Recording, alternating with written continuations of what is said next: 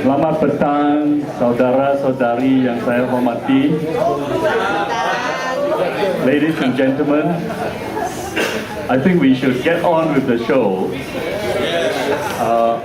The numbers will build up, but I understand that the weather has been quite bad, and I understand that some of our friends are also trying to hold vigils elsewhere. So let's get on with this.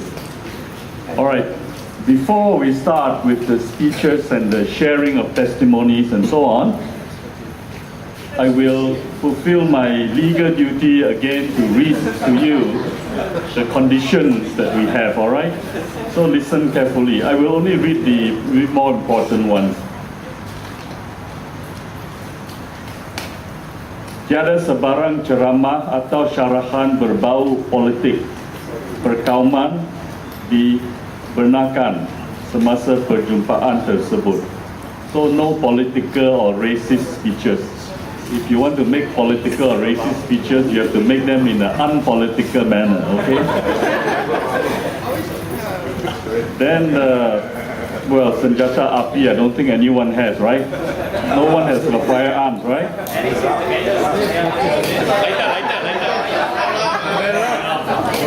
Okey, penganjur hendaklah memastikan tiada sebarang aktiviti membakar lilin untuk membantah Akta Keselamatan Dalam Negeri. So, no burning of candles, huh? You can hold a candle, but it's an offense if you burn it. Okay? I got a tea light. It's okay. I got lighter, I don't have candle. Penganjur hendaklah memastikan hadirin tidak memakai apa-apa pakaian yang melambangkan sokongan terhadap pemansuhan Akta Keselamatan Dalam Negeri.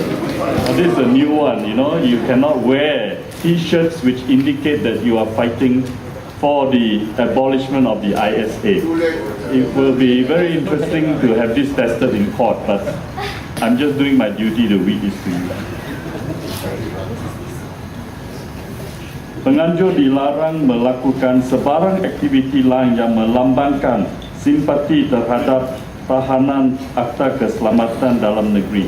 So you're not even allowed to whisper to your friends that you're against the ISA. So be careful who you talk to. He may be a SB officer. Okay, I'm joking. The police have cooperated very well with us.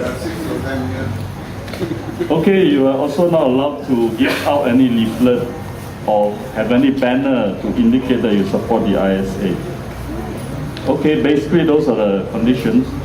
Now, before I hand over this stage to some of our friends here, I'll just like to reiterate again that we are here because the Menteri Besar of Selangor believes that there should be freedom of expression. And he feels that one way is to perhaps have a place where citizens can gather peacefully to assemble and express themselves on any view. All right, so that is where we are, and hopefully this can be a permanent arrangement eventually. Maybe we're trying to suggest to our Datuk Bandar that the whole park in front here should perhaps be a speaker's corner, you know, with security, with proper lighting and so on. But that's in the future. But for now, let's make the best of this opportunity we have. And I'd like to also mention to you that Duli Yang Maha Mulia Sultan Selangor is also very supportive of citizens' freedom of expression.